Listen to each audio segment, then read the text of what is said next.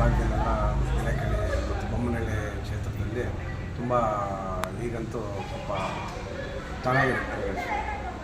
So ಹಂಗಾಗಿ ಈ ಸಲ ಈ ಭಾಗದಲ್ಲಿ ನಾವು ಅತಿ ಹೆಚ್ಚಿನ ಮತದಲ್ಲಿ ಈ ಸಲ ಗೆಲ್ಲಿಸ್ಕೊತೀವಿ ಅನ್ನೋದು ನಮ್ಮದೊಂದು.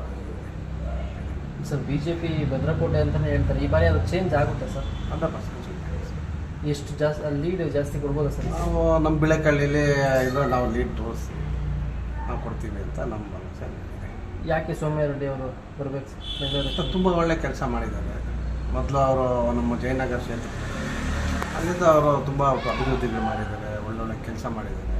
ಸೊ ನಮ್ಮ ಇದಕ್ಕೆ ಈ ಸಂಸ್ಕೃತ ಆದರೆ ಇನ್ನೂ ಒಳ್ಳೊಳ್ಳೆ ಅಭಿವೃದ್ಧಿಗಳಾಗುತ್ತೆ, ಒಳ್ಳೊಳ್ಳೆ ಕೆಲಸಗಳಾಗುತ್ತೆ ಅಂತ ನಮಗೊಂದು ಇದು.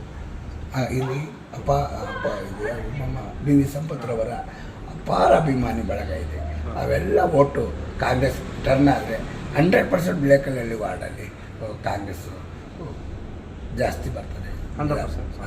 ನಮ್ಮ ತಂದೆಯವ್ರ ಮೇಲಿರೋ ಅಭಿಮಾನಗಳು ಮತ್ತು ಪ್ರೀತಿ ವಿಶ್ವಾಸಗಳೆಲ್ಲ ಹಾಗೆ ಇವಾಗೂ ಅದೇ ಥರ ನಾವು ಬೆಳ್ಕೊಂಡು ಬಂದಿದ್ದೀವಿ. ಅವ್ರ ಪ್ರೀತಿ ವಿಶ್ವಾಸನ ಹಾಗೆ ಬೆಳೆಸ್ತೀವಿ. ನಮ್ಮ ತಂದೆಯವ್ರ ಮೇಲಿರೋ ಗೌರವಕ್ಕೆ 100% ಮಾಡೇ ಮಾಡ್ತೀವಿ. ಅದು ಗ್ಯಾರಂಟಿ ಕೊಟ್ಟಿರೋದ್ರಲ್ಲೆಲ್ಲ ಅನುಕೂಲ ಆಗಿದೆ. ನಾನು ಸುಮಾರು ಕಡೆ ಹೋದಾಗೆಲ್ಲ ಕೇಳಿದ್ದೀವಿ, ಈ ಥರ ಎಲೆಕ್ಷನ್ ಕ್ಯಾಂಪೇನ್ಗೆ ಹೋದಾಗೆಲ್ಲ ಹೇಳಿದ್ದೀವಿ.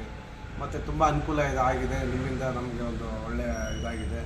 ಈ ಗ್ಯಾರಂಟಿಗಳಿಂದ ನಮಗೊಂದು ಈಗ ಒಳ್ಳೆಯ ಜೀವನ ಸಿಕ್ಕಿದೆ ಅಂತಲೂ ಹೇಳಿದ್ದಾರೆ ಸುಮಾರು ಇದು ಬಡವರಾಗಲಿ ಇನ್ನೊಬ್ಬರಲ್ಲಿ. ಸೊ ಮಾಡ್ಕೊಂಡು ಹೋದ್ರೆ ಇನ್ನೂ ಒಳ್ಳೆಯದು. ಸರ್ ನಾಯಕರೇ, BJP ಅವ್ರು ಹೇಳ್ತಾರೆ ಈ ಬಸ್ ಫ್ರೀ ಕೊಟ್ಟು ಹೆಂಗಸರು ಮಕ್ಕಳೆಲ್ಲ ಮನೇಲೇ ಇರಲ್ಲ, ಹಾಳು ಮಾಡ್ತಾರೆ ಕಾಂಗ್ರೆಸ್ ಅವರು ಅಂತ. ಈ ನಿಟ್ಟಲ್ಲಿ ತಮ್ಮ ಅಭಿಪ್ರಾಯ? ಹೇಳ್ತಾರೆ ಸರ್. ನಾರ್ಮಲ್ ಯಾವುದಾದ್ರು ಒಂದು ಮಾಡೋದಾದರೆ ಇನ್ನೊಬ್ಬ ಟೀಕೆ ಮಾಡೋದು ಇದ್ದೇ ಇರುತ್ತೆ.